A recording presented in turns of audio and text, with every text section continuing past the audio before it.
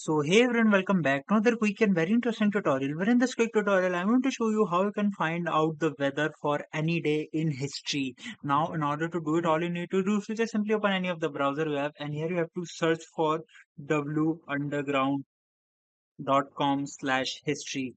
Just simply go to this website, and here all you need to do is to just simply type the pin code or the airport code or the city name. For example, if I write there London, and let's just select this one, and if I select any day from the past, and let's just 1 of August of 2023, if I hit view, it will tell me the weather history for that particular day. You can see the data graph for that particular day from history.